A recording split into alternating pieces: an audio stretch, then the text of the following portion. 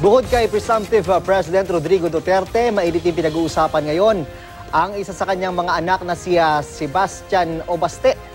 Bago pa maging opisyal na presidential son, ramdam na raw ni Baste ang ilang pagbabago, lalo na sa kanilang seguridad. Abay, tanong naman ng ilan, single pa ba siya? Balitang hatid ni Ian Cruz.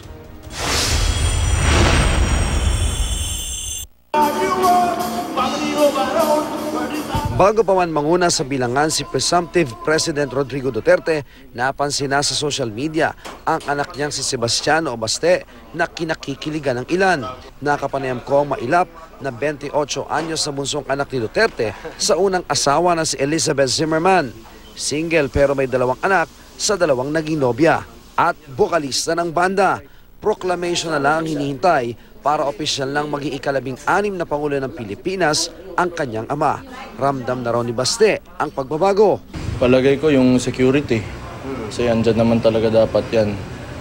And yung mga nagpapapicture. Yun lang naman maisip ko ngayon. Hindi kayo sanay nung gano'n, yung mas marami pa yung nagpapapicture? Hindi. Wala. Before that, wala. Nais ni Baste na manatili sa Davao City, ayaw niya raw ng traffic sa Metro Manila.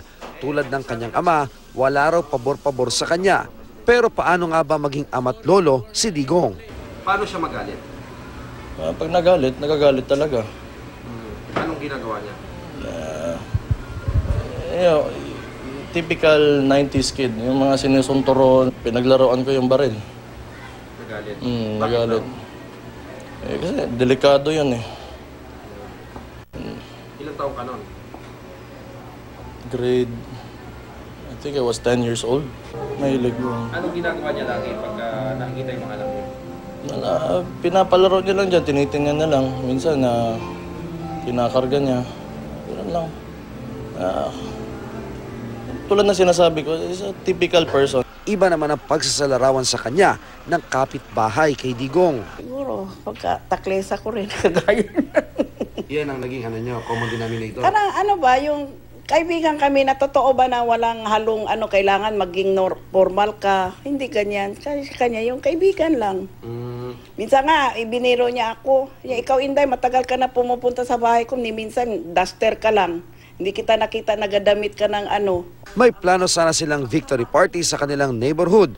Pero huwag daw kasi parang wala, wala lang nangyari na kailangan pa ba. Buti pa ibigay po lang na lang sa mga yung nangangailangan. Sa Lunes, inaasahang magpapakita sa publiko si Duterte. Pero by appointment only na lang daw ang mga makakalapit sa kanya. Wala sa Davao City, Ian Cruz, GMA News.